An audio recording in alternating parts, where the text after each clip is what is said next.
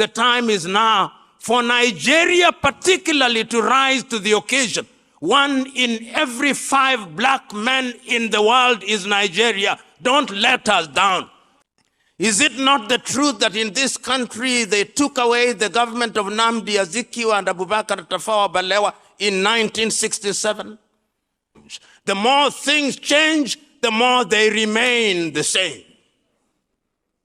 And if that is the case, we must ask ourselves uncomfortable questions, which will give us uncomfortable answers. Many times we don't want to ask those uncomfortable questions because we know the answers and we do not want to hear the answers. And we are assembled here to remind ourselves that the reason why we lament about Africa is that it appears that the systems of governance that we inherited and that we have been deploying for our benefit continue to put us at the foot of the ladder. We do not complain because there have been no changes and improvement in our circumstances. In certain cases, there have been. But as Uganda's Yoweri Museveni says, and I agree with him, what is the point of fighting as to who is taller than the other when you are all dwarfs? This is the space in which Africa finds herself. So that the state of California in the United States of America has a GDP bigger than all the countries of Africa combined. This is undesirable. It is undesirable that a country which is great in prospect, for example, like Nigeria, with a population of 250 million, generates less power than Costa Rica, which has a population of 5 million and generates 3 times more power than Nigeria. It's undesirable. This is what we are talking about. We are talking about countries which have GDPs, which ought not to be the GDPs that they have. And we are saying that this must be because of the systems of governance that we have. I heard His Royal Majesty so very keenly, and I agree with him. What must we do? What is the nexus between good governance and development?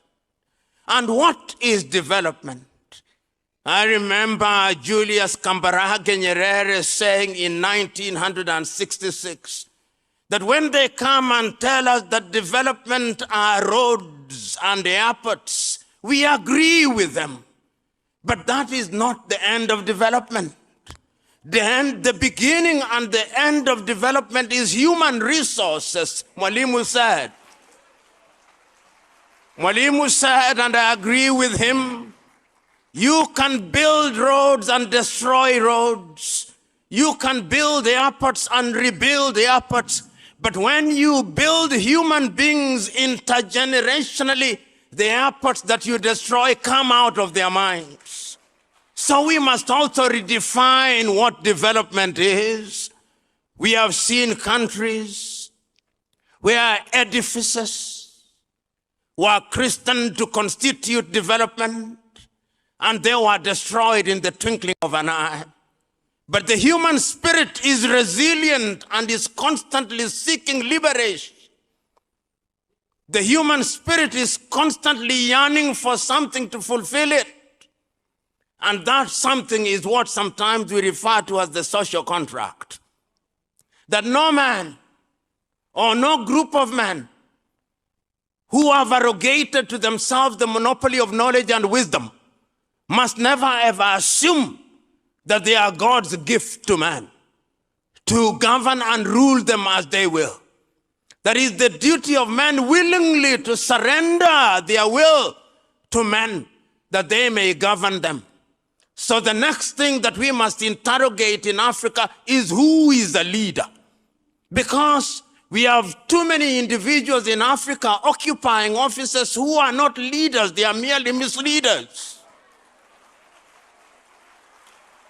And the time is now, therefore, to ask ourselves, and I can still remember your now immortal words, Honorable and Excellency President, in 2015, when you said so very ably that your ambition was not worth the blood of the people of Nigeria. When you spoke those words, I do not know what came to your mind, but you must have received a sudden enlightenment, because those words underlined the fact that men must know when to stop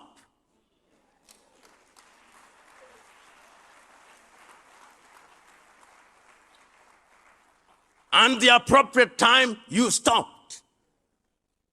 And Nigeria was the richer because you stopped.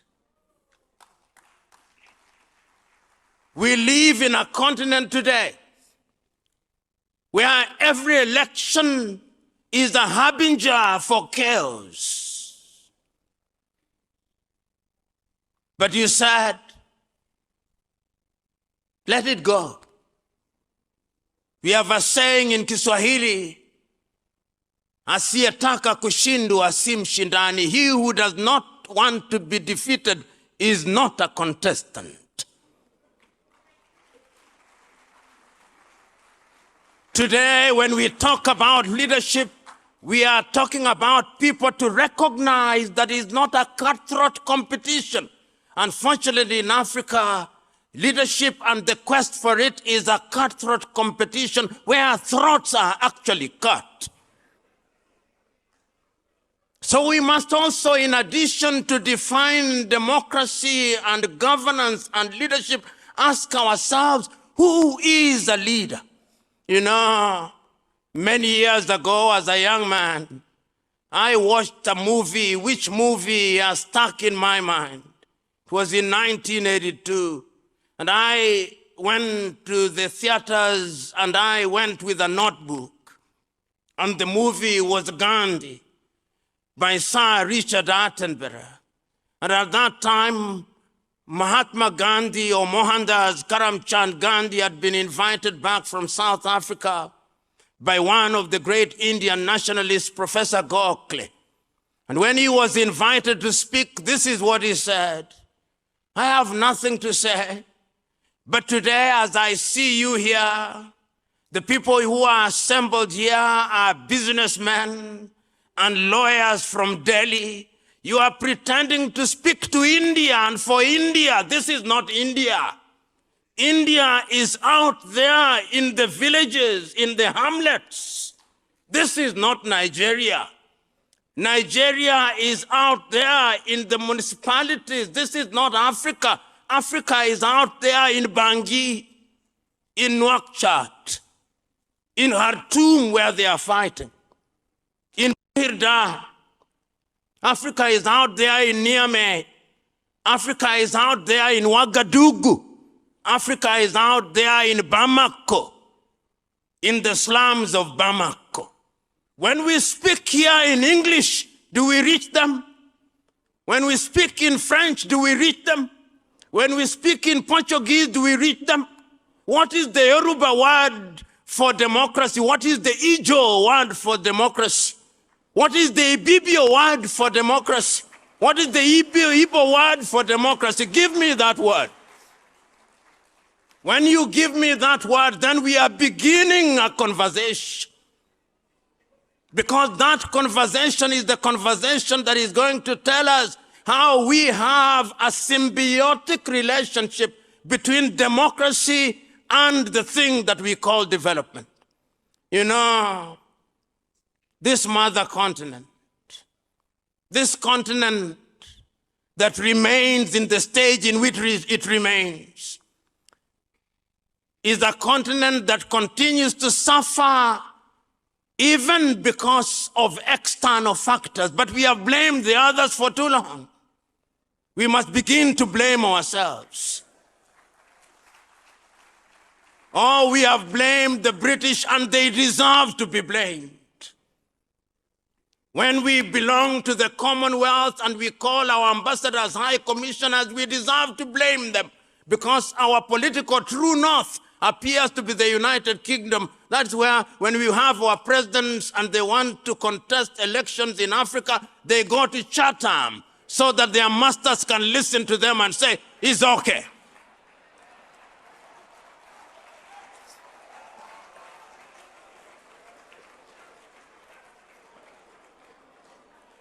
So we can blame the British, and they deserve to be blamed. We deserve to blame the French, because before you are elected into one of their countries, you've got to go to Paris, and they've got to say, c'est la vie. Then they say, très bien. And then we know that you come back home and you are simply a manager of a plantation. And if you had any doubt about that, just see what is happening in Niger, when the French president says, I will not remove my ambassador. And Africa says nothing about it. And even when they say anything about it, they say it mutedly, and they sanitize their language lest they annoy Paris. And the same happens in Portugal. The same happens with the Belgians. I look forward to an Africa where things are done in the continent of Africa. And this continent of Africa has tried, and there is no shortage of individuals who have tried to link democracy and development. In our midst, we have leaders. We have the two former presidents here who served well.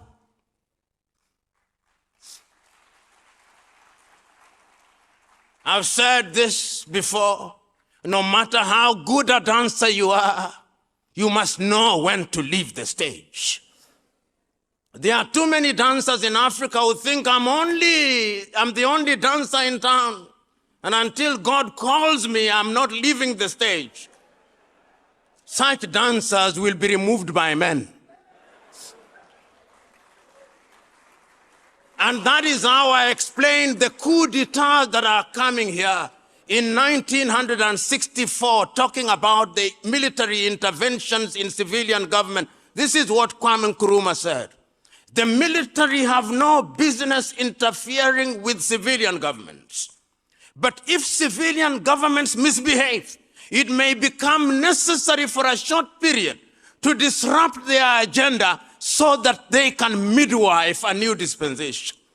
It is in this context that we must understand the military interventions. But remember that true democracy requires and demands the eternal vigilance of the people, because Africa has also seen a situation where military leaders remove their uniform and adorn suits, and lo and behold, like Paul and Saul, they become civilians themselves.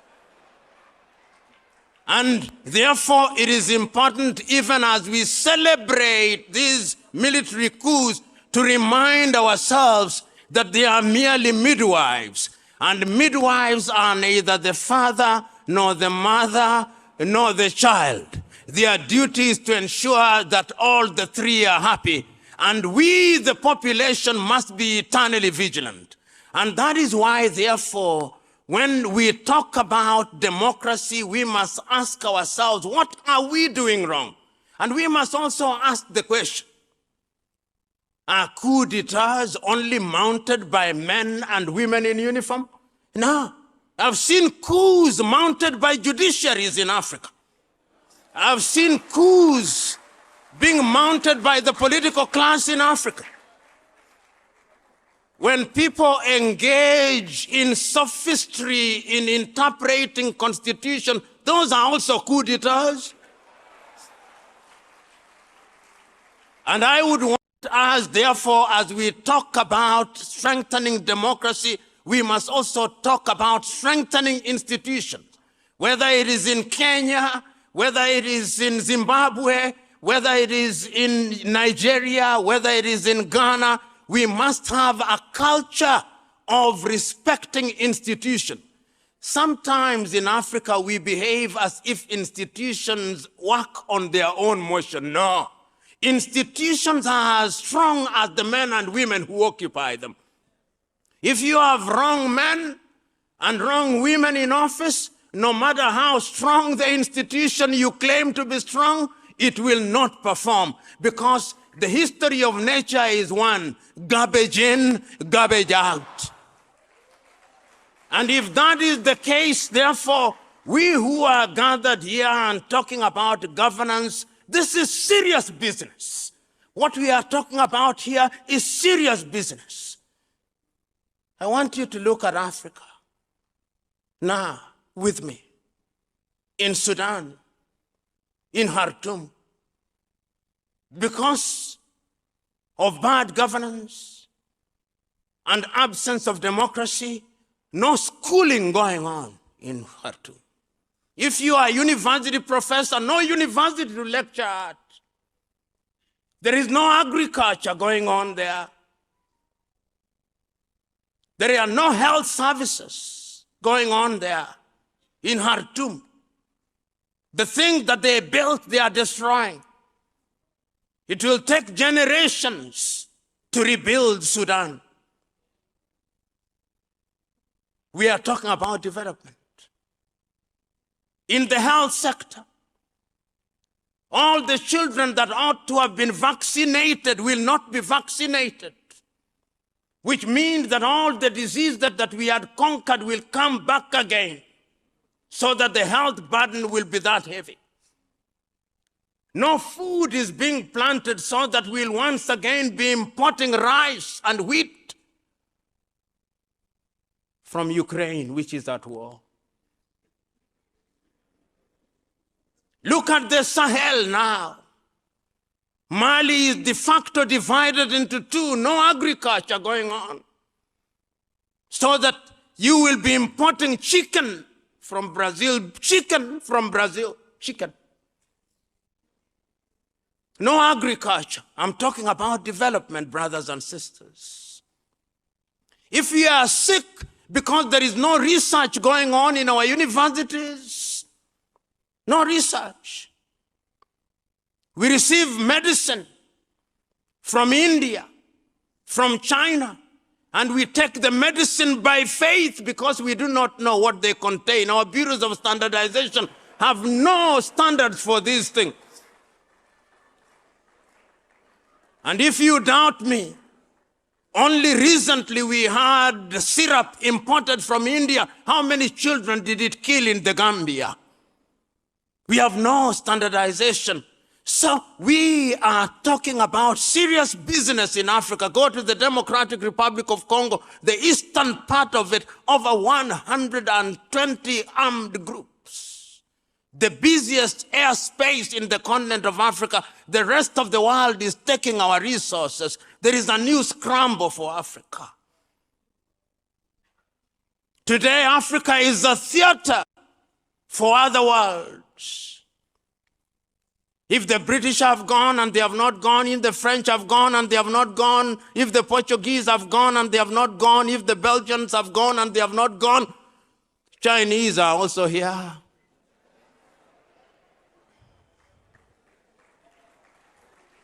They are here.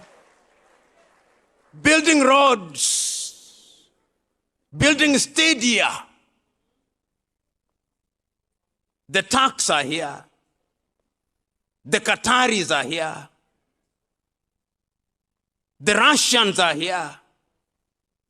And yet Africans somehow believe that when we remove one slave master and we bring another slave master, then it's better. So we hear Africans praising Wagner in Russia. African intellectuals. I think the president of ECOWAS called them pseudo-intellectuals. An appropriate and heavy English word. The question, therefore, is what must we do? Because there is a neo-colonial project and there is a new scramble for Africa. And Africa is moving from pillar to post. passing declaration after declaration. Africans are good at passing declarations. The Lagos Plan of Action of 1980. To develop Africa, did we fulfill it? No. The Yamoussoukro Declaration on Free Airspace, 1988. Have we fulfilled it? No. The Abuja Declaration of 2001 to spend at least 15% of our budget in health. Did we fulfill it? No. The Malabo Declaration on against terrorism and unconstitutional changes of government. Have we fulfilled it? It is as if it was steroids to tell others now that they don't want it, let's have it. Malabo. The Maputo Declaration on the rights of women and all these. Have we fulfilled them? The time is now that Africa should stop attending meetings. We should only have periodic meetings to ask ourselves, how effectively have we implemented the declaration that we made? Because we are talking about governance. Otherwise, Africa is being tossed from pillar to post. I'm still talking about democracy and development. And you know, Africa is tossed like yo-yo. Their leaders are invited to the G7. Once the photo is taken, then they go. Recently, we were invited to something called the G20, and then we celebrated, then we go. Then we are invited to the BRICS, then we celebrate, then we go. Then we'll be invited to the G77, then we go. We are in the business of being invited to meetings. Ladies and gentlemen, one can go on and on, but I want to pose a number of questions as I bring my submission to the close.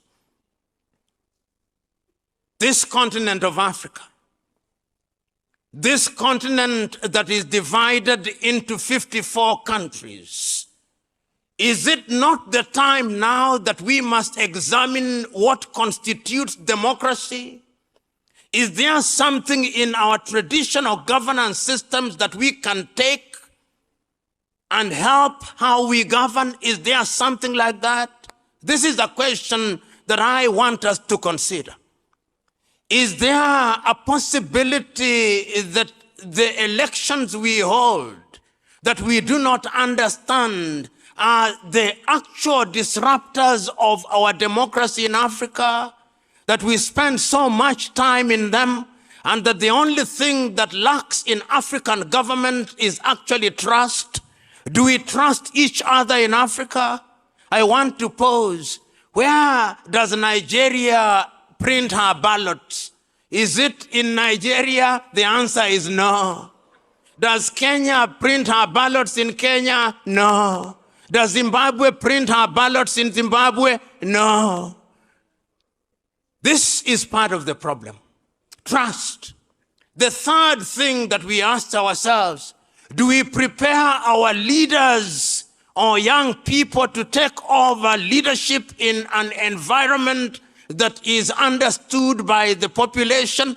Or we think that leadership is something that is God-given to us and must never surrender? The question is, can we learn from others? Can we learn from others and implement creatively?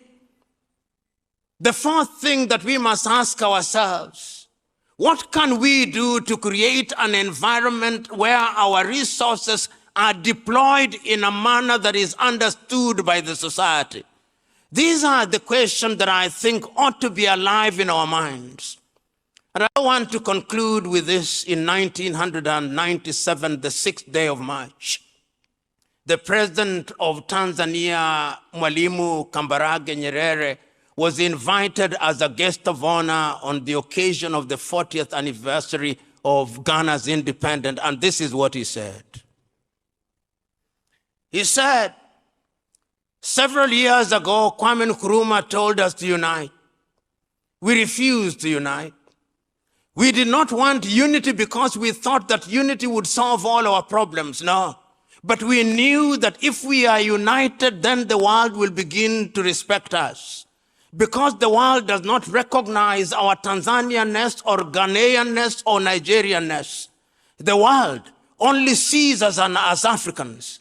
And the day we begin to make serious contributions in agriculture, in the science, in the arts, and in all other spheres of development, that is the day that the world will stop and begin to respect us. I commend to you, ladies and gentlemen, that we give meaning to those words of Kambarage Nyerere.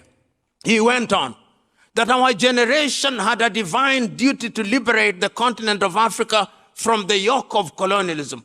In the process of doing so, we made many mistakes, but who among us is without error? You, the generation that now exists today, it is your duty to lift Africa from another pedestal. And you can only lift the continent by doing certain things that are required of you. It will be tiring. It will be painful. But of all the sins that we have committed, there is one mistake that we must never commit, the mistake of giving up. I'm urging you today, we must never give up.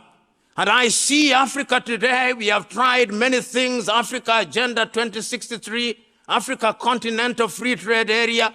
All these are efforts that are being made, and they can only happen in an environment where there is peace and tranquility.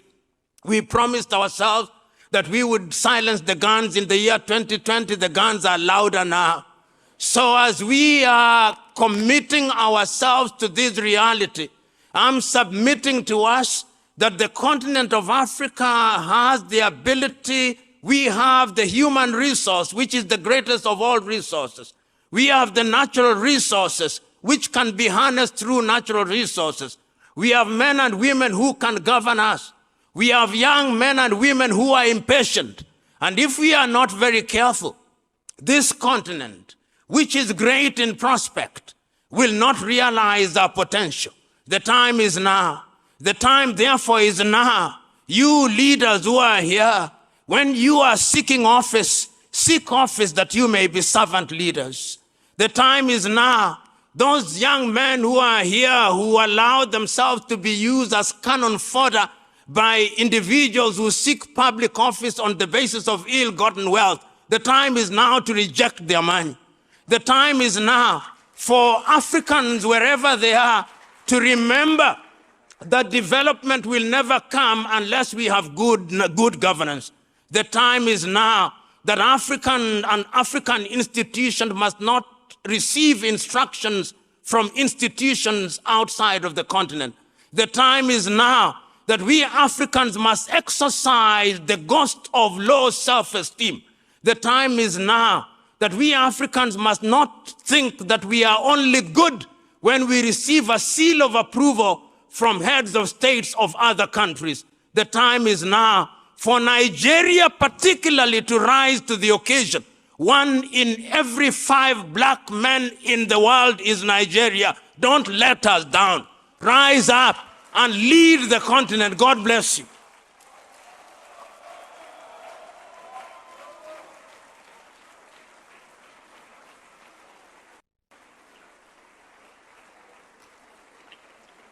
Your Excellencies, distinguished ladies and gentlemen, Professor P.L.O Lumumba.